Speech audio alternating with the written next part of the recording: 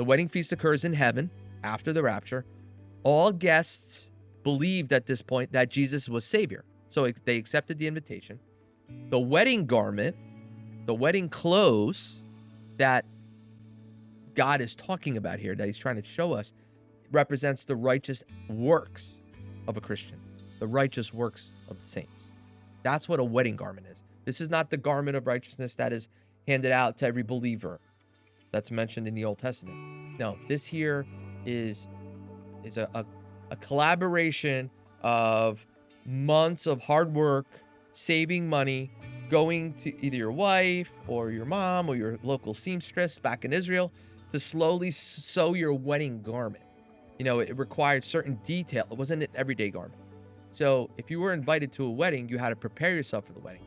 So obviously what we see here, and I don't want to kind of jump too quickly, but the king notices that, wait a minute, this guy is not dressed enough.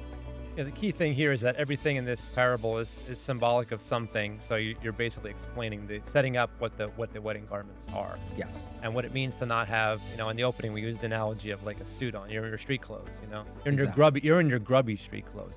I didn't say grubby in the opening, but I should have said grubby. Like in your dirty, unwashed sweat clothes from the gym, and for some reason at a wedding, and you're not wearing your suit. Or even maybe here's a better analogy, right? You get an invitation, and on the wedding it says black tie affair. Mm-hmm. Okay, I mean, it's happened to me before. I've gone to restaurants and I didn't have a tie, and they're like, "Sorry, sir, you're gonna have to leave. You don't have a tie." You know what I mean? So, I mean, simply stated, a wedding garment, tuxedo, a wedding dress. You walk in with jeans. You walk in with. It doesn't have to be like necessarily, grubby. It just you didn't fulfill what the invitation requires. If you want to be part of the wedding, you're disrespecting the bride. You're disrespecting the father of the groom. You were told about this wedding. You should know that there should be, again, righteous works is what sews the wedding garment. And obviously, he must have just got saved and didn't have an opportunity or the money or whatever it was, the time maybe, to sew a wedding garment. So it's not that he wasn't raptured and wasn't in heaven.